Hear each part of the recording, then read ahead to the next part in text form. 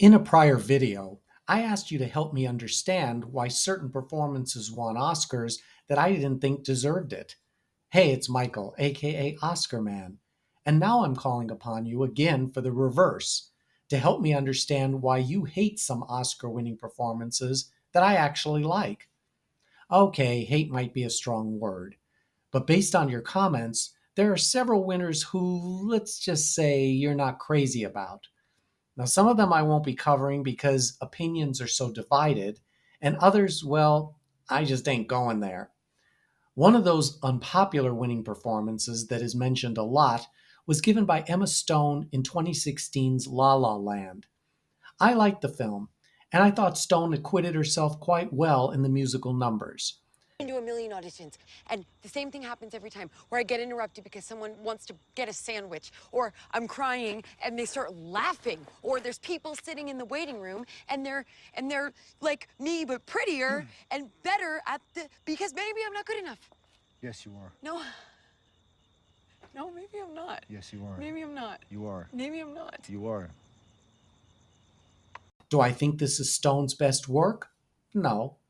I would say, among her nominated and winning roles, she was excellent in 2014's Birdman and especially in Poor Things, for which she won her second Best Actress Oscar. Here is Emma Stone's competition the year she won for La La Land. I'm guessing you're going to say her instead. Another recent winner who many felt was the wrong choice is Mahershala Ali, Best Supporting Actor for 2018's Green Book. I thought Ali was much more deserving for this performance than for his first win for 2016's Moonlight.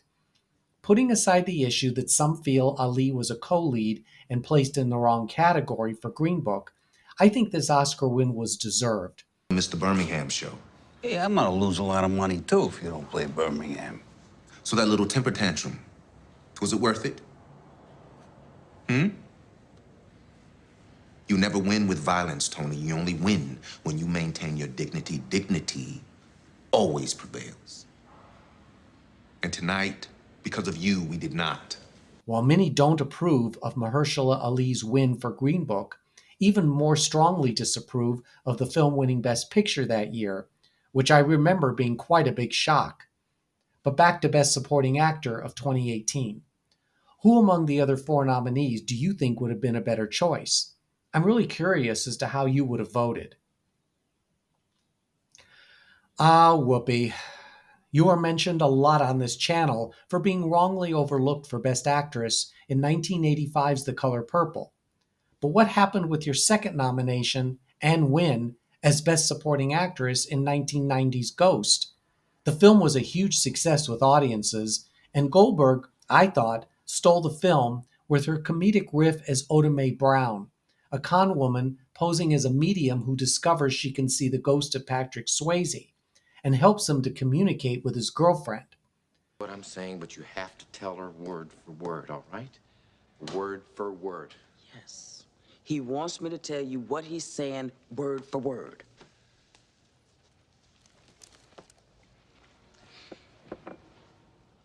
Molly, you're in danger. Now, you can't just blurt it out like that and quit moving around, will you? Because you're starting to make me dizzy. I'll just tell her in my own way. Molly, you in danger, girl. Of course, the film pulled at the heartstrings as it struck a chord with those of us who believe in the existence of this sort of spiritual connection. Whoopi Goldberg delivered a performance one would expect from her, or as the New York Times said, quote, Ms. Goldberg has finally found a role that really suits her. So why do so many feel this performance wasn't Oscar-worthy? Who from the list of nominees for 1990 should have won instead? One of the all-time Oscar-winning performances that those on this channel don't approve of is 1974's winner for Best Actor, Art Carney in Harry and Tonto. Okay, I get it. I know his competition was very strong. But I need to ask, how many of you have actually seen Harry and Tonto? It wasn't a big success at the time of its release, and it's not widely known to contemporary audiences. It's sort of a forgotten gem that upon discovery, several find themselves drawn to. The story of an elderly man who finds himself homeless and embarks on a journey with his beloved cat, where he encounters several interesting characters, as well as tries to reestablish relationships with his estranged adult children. Oh, it's lovely. Roaming in the gloaming.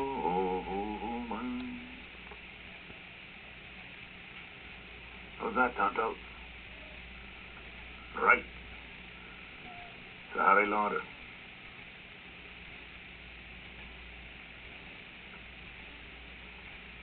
So on, kiddo. I don't know, I found this film quite moving. Yeah, I admit I'm a goner when it comes to films with animals.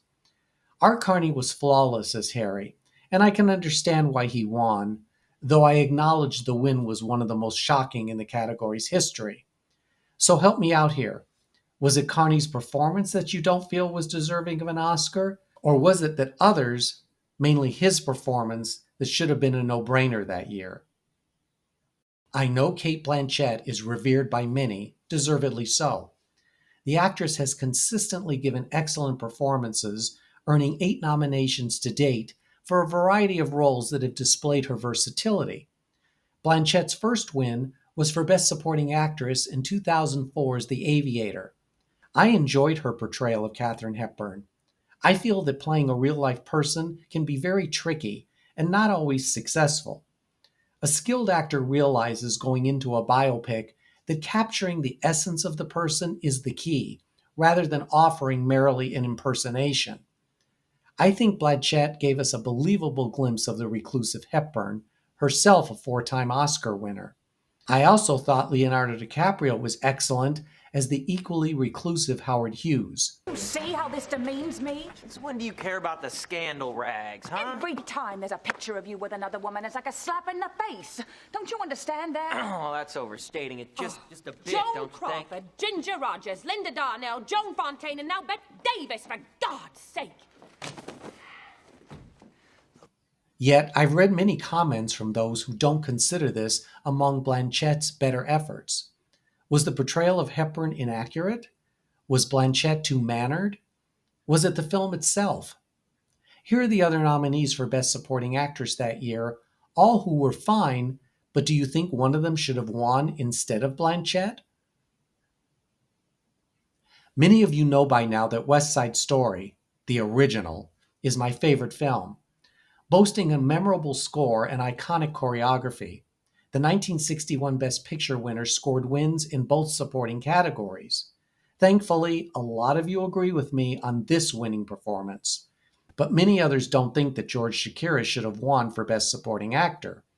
As Bernardo, Anita's boyfriend and the leader of the Sharks, Chakiris used his well-honed gifts to present a fully realized characterization through the art of dance.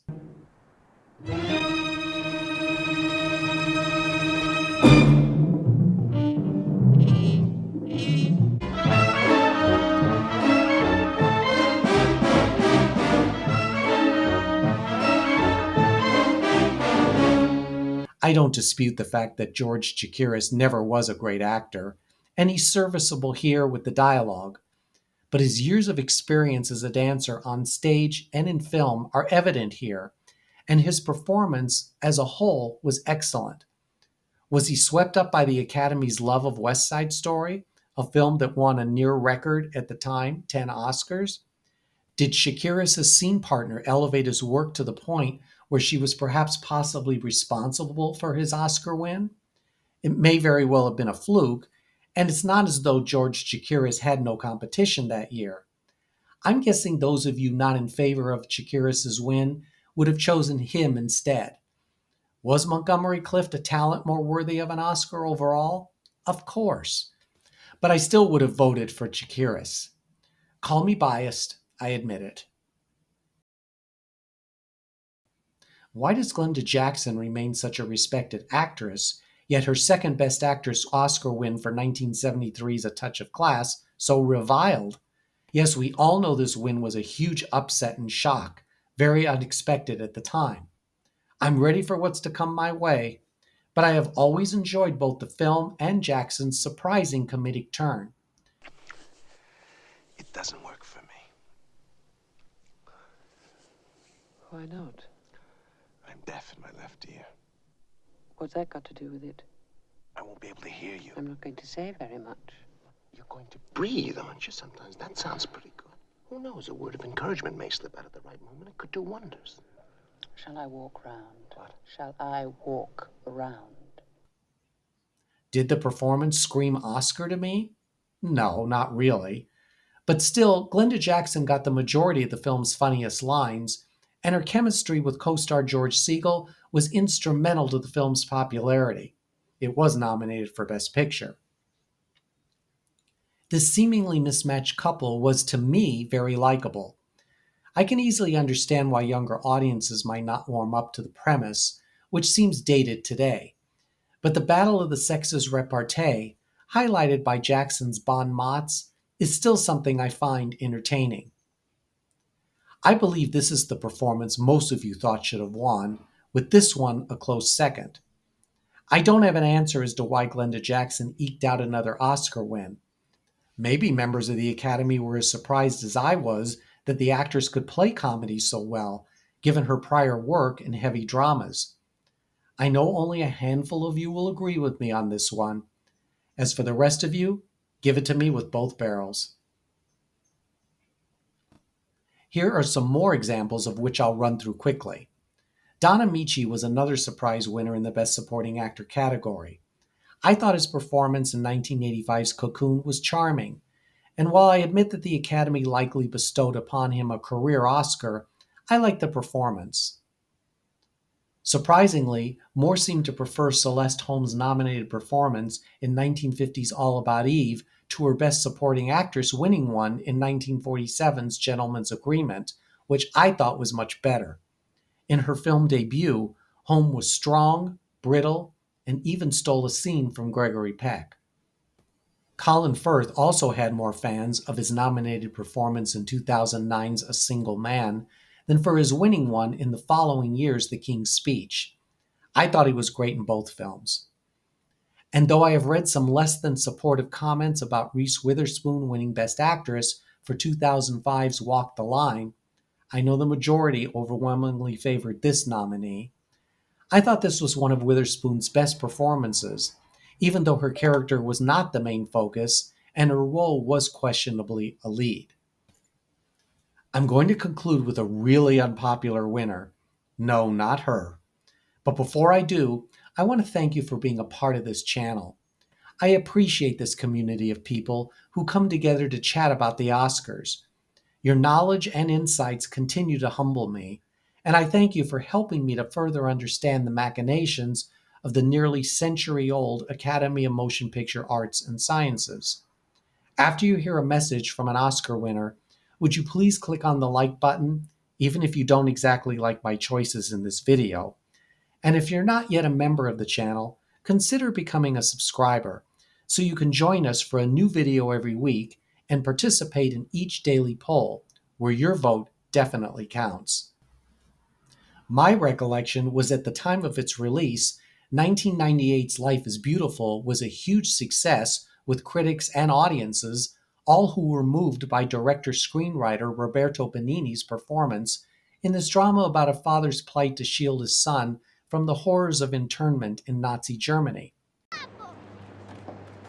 Joshua, get you! Non ci puoi stare! Vai via, non ti fa vedere!